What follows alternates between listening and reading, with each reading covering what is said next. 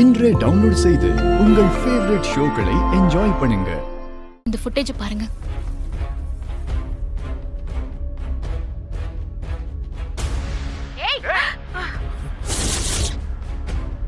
இத பாரு, சொல்றது கேளு. வேண்டாம். என்ன பண்ற?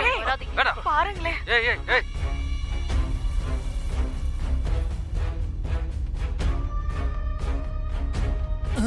என்னத்த பாக்குறாங்க? ஏன் அத பார்த்த உடனே எல்லாரும் அதிர்ச்சி அடையறாளுவா? ஏங்க வந்துருங்க. ஏய். வராதீங்க. ஏய். ஐயோ.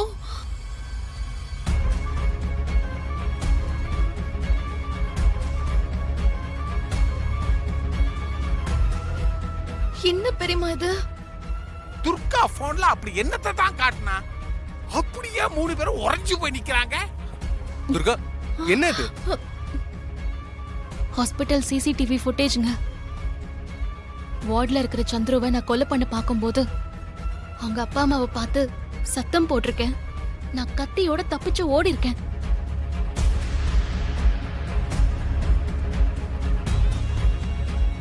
அப்படிதான் சந்துருவோட அப்பா அம்மா அங்க இருக்கிற டாக்டர்ஸ் அத்தனை பேரும் சொல்றாங்க. அதுக்கு ஆதாரம் தான் இந்த சிசிடிவி ஃபுட்டேஜ். அப்போ இந்த வீடியோல இருக்கிறது நான் தானே எஸ்ஐல இருந்து அத்தனை பேரும் சொல்றாங்க, நம்புறாங்க. இப்பதான் துர்கா உண்மை புரியுது.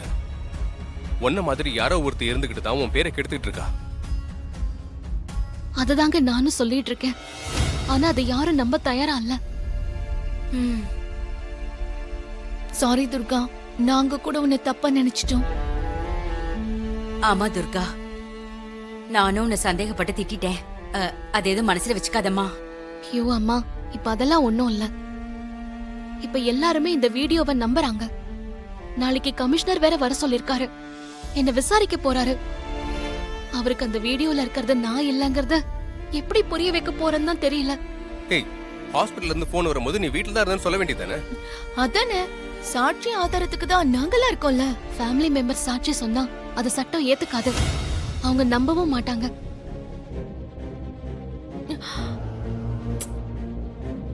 சிக்கிட்டா. ஹாஸ்பிடல்ல அந்த சம்பவம் நடந்த நேரத்துல நான் ஸ்டேஷன்ல இருந்திருந்தாலோ இல்ல டியூட்டில ரவுண்ட்ஸ்ல இருந்திருந்தாலோ வீடியோல இருக்கிறது நான் இல்லங்கறத ஈஸியா ப்ரூவ் பண்ணிடுவேன். ஆனா அந்த டைம்ல நான் வீட்ல இருந்திருக்கேன். அதான் என்ன பண்றதுன்னு யோசிச்சுட்டு இருக்கேன். அப்போ இந்த வீடியோல இருக்கிறது நீ இல்ல, உன்னை போல வேற ஒருத்தின்னு எப்படி நிரூபிக்க போற? அதுக்கு ஒரே ஒரு வழிதான் இருக்கு. என்ன வழி துர்கா? என்ன மாதிரியே இருக்கிற அந்த பொண்ணு யாருங்கறத கண்டுபிடிக்கணும். அவளை கண்டுபிடிச்சு கமிஷனர் முன்னாடி நிறுத்தினாதான் நான் சொல்றத உண்மைன்னு நம்புவாங்க. அப்படி இல்லைன்னா என்னதான் எல்லாரும் தப்பானவன்னு சொல்லுவாங்க.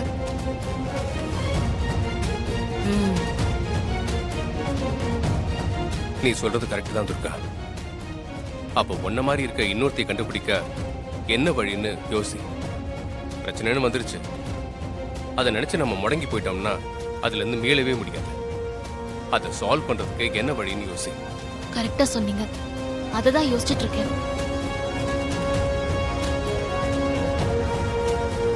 நல்ல மேட்டர் கிடைச்சிருக்குது. இத உடனே சிஸ்டர் காதுல போடணும். போட்டுருவோம்.